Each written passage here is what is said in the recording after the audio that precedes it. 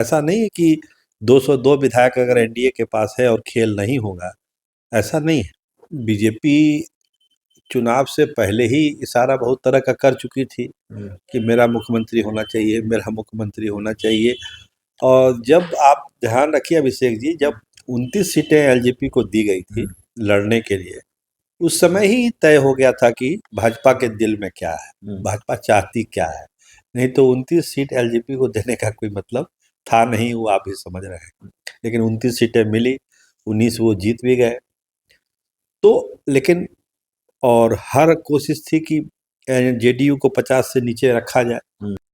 लेकिन अब तो 2-3 महीना गुजरा है, बजट सत्र समाप्त होने दीजिए, राज्यसभा का चुनाव आने वाला है। बहुत सारे खेल अभी राज्यसभा चुनाव में होना है।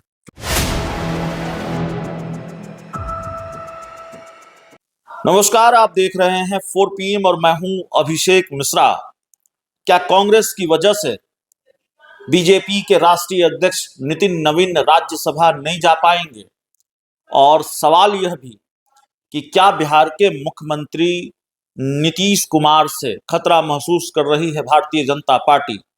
नीतीश कुमार से संभावित खतरे के अंदेशे से मोदी शाह हिले हुए हैं और ये दूसरा कारण है नितिन नवीन के राज्यसभा नहीं जाने का।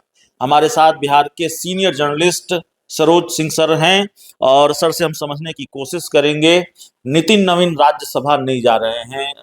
इस बात की चर्चा बिहार के राजनीतिक गलियारों में है और उसकी जो वजह बताई जा रही है कांग्रेस को बताया जा रहा है और भारतीय जनता पार्टी के बारे में ये कहा जा रहा है कि नीतीश कुमार से भी खतरा है। क्या खतरा है नीतीश कुमार से और ये पूरा मामला क्या है, उसको जरा डिकोड कीजिए सर। देखिए मिश्रा जी कि मिशन 100 जो नीतीश कुमार ने चला रखा है, उसमें कांग्रेस भी है, आईपी गुप्ता भी है, बसपा भी है, लोजपा भी है। बहुत सारे लोग उस दायरे में रडार पर हैं। अब कौन कौन लोग आएंगे तो समय के साथ पता चलेगा। लेकिन बिहार विधानसभा का जो गणित देखिएगा तो एक एक विधायकों की बड़ी अहमियत इस बार हो गई है। भले 89 विधायक हैं बीजेपी के, लेकिन अभी भी उसको लगता है कि कुछ कम है जी, कुछ और होना चाहिए था जी। कल ही विधानसभा में भाजपा के ऊपर वाले 2 बड़े नेताओं से बात हो रही थी जी। उनका कहना था कि 5-6 सीटें और हम लोग को जीतनी चाहिए थी, मिस्टेक हो गया, नहीं जीत पाए। मतलब कहीं ना कहीं दिल में है कि ये संख्या भी पर्याप्त नहीं है, क्योंकि सामने नीतीश कुमार जैसा खिलाड़ी बैठा हुआ है। और जब मिशन 100 ऑन होगा तो स्वाभाविक है बीजेपी की धड़कन दिल्ली में भी बढ़ेगी, पटना में भी बढ़ेगी। आपका जो सवाल नितिन नवीन को लेकर है, एक विधायक क्यों खोए, ठीक है, बांकीपुर भाजपा की ट्रेडिशनल सीट है, कोई उपचुनाव होगा भाजपा जीत भी जाएगी, लेकिन उस दरमियान अगर कोई खेल हो गया तब फिर भाजपा क्या करेगी? एक एक जब सीट महत्वपूर्ण है तो नितिन नवीन राज्यसभा में जाएंगे, राज्यसभा से जाएंगे ये संभव नहीं दिखता। आपकी खबर सही लगती है, हमारे पास भी यही इनपुट है। तो जिस तरह से नितिन गडकरी थे, अमित शाह थे, उसी तरह ये भी रहेंगे। बंगला मंडित हो ही गया है उनका। एक सूचना है कि 10 तारीख को बिहार विधानसभा की कार्यवाही में भी भाग लेंगे। 9 तारीख को आएंगे, 10 तारीख को बिहार विधानसभा की कार्यवाही में भाग लेंगे। 9 तारीख को उनका सम्मान समारोह यहीं बापू सभागार में है। तो कहीं ना कहीं बिहार में ही नितिन नवीन रहेंगे, इसकी पुष्टि सब होती है। क्योंकि काउंसिल जा रहे हैं कार्यवाही में, इसका मतलब है कि भारतीय जनता पार्टी चाहती है कि जरा नीतीश कुमार पर नजर रहे, बिहार पर भी नजर रहे, बिहार की देखरेख भी करते रहे नितिन नवीन। स्वाभाविक है, जब राष्ट्रीय अध्यक्ष आएंगे बिहार में, जब यहीं के विधायक के तौर पर भी होंगे, तो स्वाभाविक है पार्टी तो एनर्जेटिक हो ही जाती है ना भाई। अब हेडमास्टर साहब आ जाते हैं क्लास में तो भाई स्टूडेंट टीचर सब अलर्ट हो ही ना जाता है। तो इसका मतलब तो ये हुआ ना कि ऑल इज वेल वाला मामला तो नहीं है जेडीयू बीजेपी के बीच। नीतीश कुमार से खतरे का अंदेशा तो है भाजपा को। देखिए, ऑल इन वेल क्या होता है, पॉलिटिक्स में कभी ऑल इन वेल नहीं होता है। हर हमेशा सतर्क रहना पड़ता है, पार्टियों को प्लान बी के साथ रहना पड़ता है।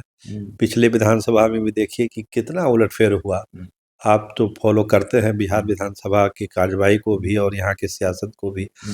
जो कार्यकाल रहा 20 से 25 तक, एकदम उठापटक वाला, कब कौन किधर चला जाएगा कोई नहीं जान रहा था, हो भी गया। तो 25 में तो ये संभावना बनी ही हुई है। ऐसा नहीं है कि 202 विधायक अगर एनडीए के पास है और खेल नहीं होगा, ऐसा नहीं है। खेल नहीं होगा ऐसा नहीं। सवाल यह है कि अगर नितिन नवीन राज्यसभा नहीं जा रहे हैं तो कौन जा रहा है? पवन सिंह का नंबर आ रहा है कि नहीं आ रहा है? उनकी लॉटरी लग रही है कि नहीं लग रही? देखिए, हमारे पास जो सूचना है, जो हम समझ पा रहे हैं, उसमें भाजपा जरूर एक अपर कास्ट और दूसरा किसी ओबीसी या एबीसी से समुदाय से वो भेजेगी, इस तरह से होगा। और फॉरवर्ड में हमको लगता है पवन सिंह का नाम सबसे ऊपर चल रहा है।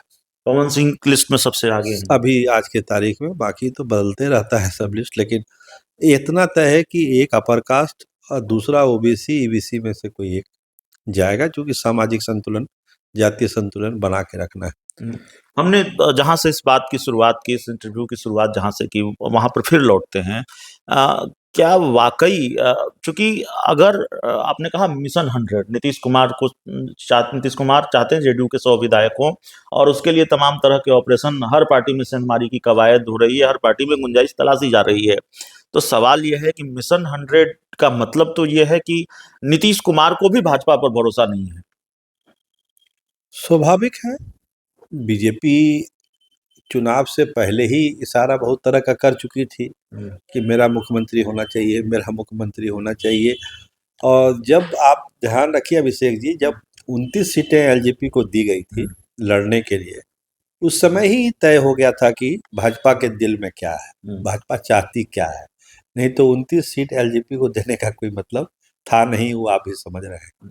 लेकिन 29 सीटें मिली, 19 वो जीत भी गए। तो लेकिन और हर कोशिश थी कि जेडीयू को 50 से नीचे रखा जाए, लेकिन जनादेश उस तरह का आया कि 85 विधायक जीत गए। भाजपा मजबूर हो गई, तुरंत कोई बड़ा फैसला लेने की स्थिति में नहीं थी कि मैसेज करा डाला जाएगा। लेकिन अब तो 2-3 महीना गुजरा है, बजट सत्र समाप्त होने दीजिए, राज्यसभा का चुनाव आने वाला है।